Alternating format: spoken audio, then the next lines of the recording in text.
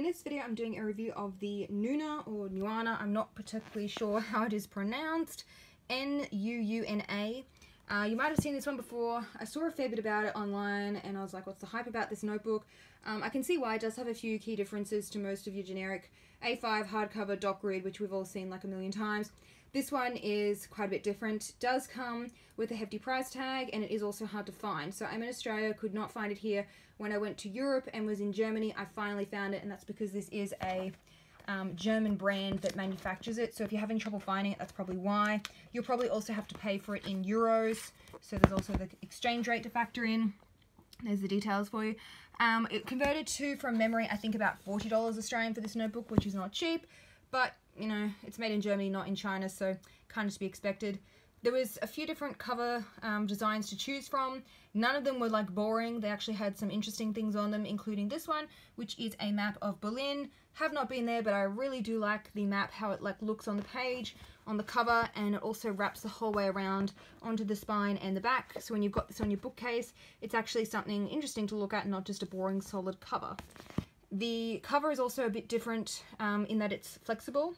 So it has this material, which I'm not really sure what it is. It feels smooth, almost like felt kind of, and as you can see it's quite bendy, and then it just flicks back to how it was before, so it's kind of hard to damage this material. Like, it's not going to get scuffed edges or anything like a laminated cover would, but because it is soft, it's not a hard cover, so it's not terribly sturdy.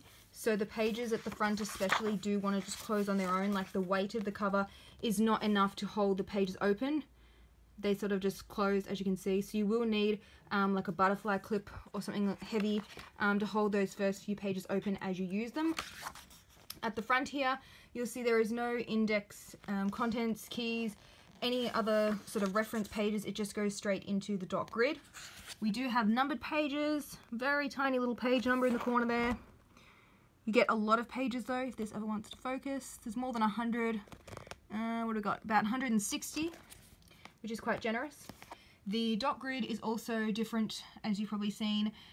Straight away, the dots are smaller. So in most notebooks, the dots are 5mm by 5mm. This one, they're only 3mm. So I wanted to try this notebook because of that, because I normally skip a line. So if I write on the top one, I'll skip the next one, and then I'll write on the next one. And if you use a 5mm notebook, and particularly A5, because it's such a smaller page size, you'll end up chewing through the pages a lot quicker, so I wanted to try 3mm to see if I like it better, and also the wider page size is better for doing 2-column lists. You've got a bit more room to write. On all sides, you can see up the top, the left, the right, and the bottom, we have this gap between the edge of the grid and the edge of the page, which I personally prefer, because then if you are ruling up something, you don't have to worry about, like if you're ruling here, your ruler slipping and smudging or anything, because you've got a bit of extra room. Some people might not like the margin, but just pointing it out, something to consider. I actually quite like it. So that is it for the pages. The dots are quite faint. They're not super bold print or anything, which is good, because then it will like blend more into the background once you've done your spread. So it's just the same dot grid the whole way through. One thing that I do think is missing is a ribbon bookmark. There is none, not even one. So probably get some washi tape and add some little tags to the sides to create tabs so you can find things easier, or you could do a little scribble in the corner with some highlighter if you wanted to. Mark your pages that way or color code them, and you probably saw me just before flick past it. The pen test. So I did all the usual pens. You've probably seen me use these before, and try and use the same ones so you can see how they compare between the different dot grid notebooks. Now, I think the price of this notebook is so high because this paper is really nice to write on.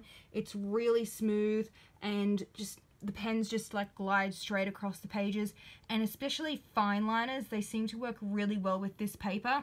So fine liners can have some resistance because they tend to have like a needle tip on them, but this paper, no issues at all, just goes straight across the page, writes really nicely. So I can understand the price tag. The paper feels really smooth, it's bright white. So let's have a look at the ghosting. So there was a fair bit of ghosting, unfortunately, for the highlighters. More than I was expecting. I thought for the price and how nice the paper felt to write on that it might be a bit less prone, but it is unfortunately got quite a bit of show through. Same with the marker pens, which was quite disappointing. So this notebook was really ticking all the boxes for me, except The amount of ghosting and bleed through I think is just a bit too much for the price tag, so they definitely need to do some work on that to improve the paper.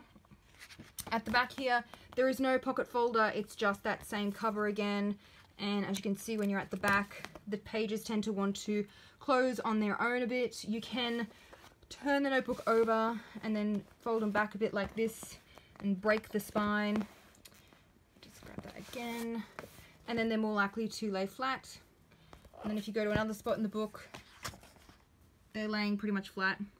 So overall thoughts, I like this notebook. I'm keen to try out one with the 3mm spacing. Paper quality could be improved, and it is missing a few essentials like a pocket folder and some ribbon bookmarks. So would I get it if you want to use 5mm? Then obviously not, because this is not a 5mm grid. If you want to try 3mm grid, then I would say yes, because 3mm dot grid notebooks seem to be very few and far between. I am intending to do a roundup post, which will eventually go on my blog. Link will be down below once I've done it, because I know they're hard to find. So otherwise, like, it looks different, but there are other dot grid notebooks that you can get with this similar, like, medium page size, so I wouldn't especially go and buy this just for the page size. I'd really only buy this if you want the 3mm dot grid. Hope you found this review helpful. I will include some links down below to some other dot grid notebooks reviews that I've done, as well as some other planners and notebooks that I found while I was in Europe, if you're interested in having a look at that haul.